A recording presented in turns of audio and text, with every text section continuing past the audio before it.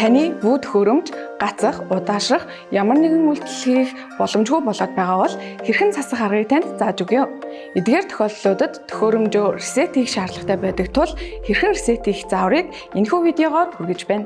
Reset гэдэг нь таны төхөөрөмж, гацах, удаашрах ямар нэгэн үйлдэл хийх боломжгүй болсон үед төхөөрөмжийг үйлдвэрийн өвөглөлийн горимд шилжүүлэх ба дахин шинээр хасаахыг хэлнэ.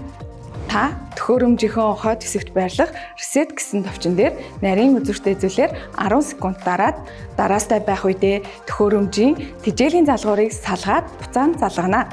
Ингэснээр дэлгэцэд factory reset хийх сонголт гарч ирнэ.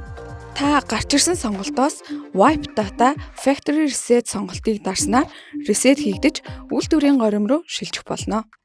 Аль эсвэл та settings хэсгийн тохиргоо устгах цэсийг ашиглах. Бүү меню хэсгийн тохиргоо цэс рүү орж, нэмэлт тохиргоо, төхөөрөмж сонголт, шинжлэх хэсгийг сонгож, бүгдийг устгах товчийг дарснаар үйлдвэрийн горим руу шилжих болно. Шинжилэлт хийгдэж дууссаны дараагаар та төхөөрөмжийн тохиргоог дахин хийх хэрэгтэй. Дараах зааврын дагуу та дахин эхлүүлэх тохиргоог хийх боломжтой. Дэлгэц дээр удирдлага холбох заавар гарч ирнэ.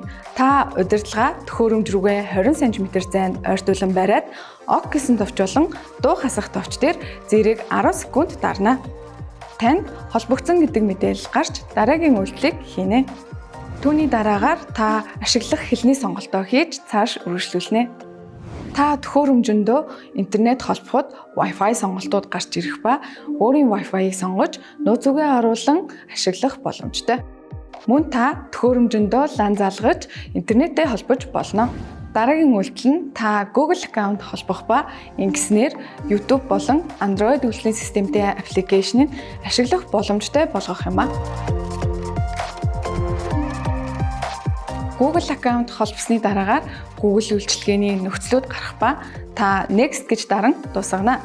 Тухайн үйлчилгээний нөхцлүүд нь бүү үйлчилгээтэй холбоогүй гэдгийг анхаарна. Ийхүү тохиргоо дуусч дэлгэц дээр бүү үйлчилгээний зэс гарч ирэх ба хэрэглэгч зэс рүү орж бүртгэлээ оруулан ашиглана.